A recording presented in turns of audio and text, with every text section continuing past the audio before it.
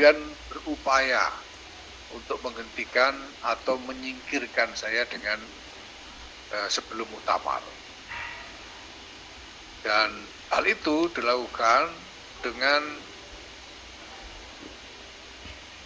menggunakan, saya kalau boleh memakai istilah yang lebih tandas, dengan manipulasi posisi Suriah dalam hal ini Rais Am untuk membuat keputusan sepihak memberhentikan ketua umum. Tadi malam, mulai sore sampai malam dilakukan pertemuan Suriah, dan di situ dibicarakan kehendak untuk memberhentikan saya. Bahkan sejak di awal pertemuan sudah dinyatakan bahwa ada keinginan untuk memberhentikan saya, dan kemudian dibuat narasi-narasi untuk menjustifikasi kehendak itu dengan tanpa memberikan kesempatan kepada saya untuk memberikan klarifikasi terbuka. Sehingga seperti saya katakan tadi, keputusannya adalah keputusan sepihak oleh Suriah, dalam hal ini Rais Am. Nah, saya melihat ini bukan hanya soal jabatan saya sebagai ketua umum, ya. Karena sebetulnya saya juga tidak keberatan apabila saya sudah sampaikan berkali-kali dalam berbagai forum, termasuk di forum-forum Kombes, di dalam kegiatan-kegiatan resmi organisasi, bahwa saya persilahkan siapa saja yang ingin maju sebagai calon ketua umum, dan saya persilahkan kepada baik PWNU maupun PCNU untuk menimang-nimang calon atau kandidat yang diinginkan yang lebih baik dari saya. Tentu itu sesuatu yang perlu dikhawatirkan, ya. Tapi masalahnya dalam krisis yang terjadi saat ini terkait dengan PBNU, ada beberapa hal yang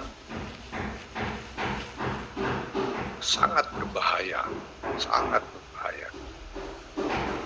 sebagai presiden bagi keutuhan organisasi secara keseluruhan.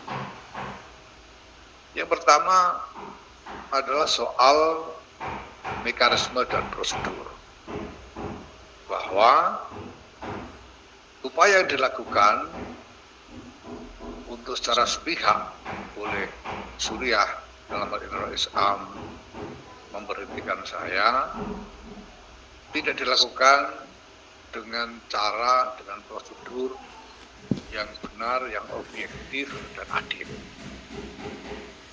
karena sangat sepihak. Dan kedua, substansi dari narasi-narasi yang digunakan untuk menjustifikasi kehendak itu, ini juga bukan narasi-narasi yang valid. Saya bisa katakan bahwa seluruhnya merupakan narasi-narasi yang cenderung bersifat fitnah sebetulnya. Tetapi saya tidak diberi kesempatan untuk memberikan klarifikasi secara terbuka.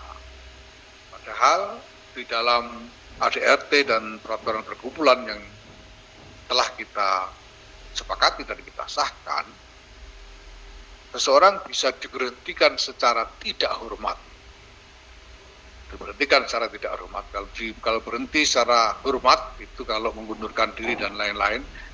Tapi diberhentikan secara tidak hormat itu hanya bisa dilakukan apabila yang bersangkutan melakukan tindakan-tindakan tertentu, yaitu misalnya tindakan mencemarkan nama baik organisasi.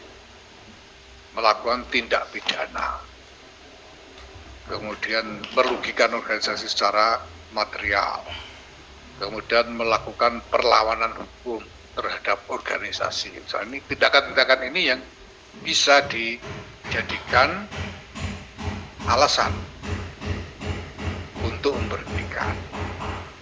Nah, tentu saja bahwa agar alasan-alasan itu sah, maka harus dibuktikan bahwa tindakan-tindakan itu memang sungguh dilakukan oleh yang bersangkutan. Maka satu proses pembuktian yang benar, objektif juga harus dilakukan. Dan itu berarti juga yang bersangkutan harus diberi hak untuk melakukan klarifikasi secara terbuka, sehingga seluruh pertimbangannya bersifat objektif. Nah, ini tidak dilakukan.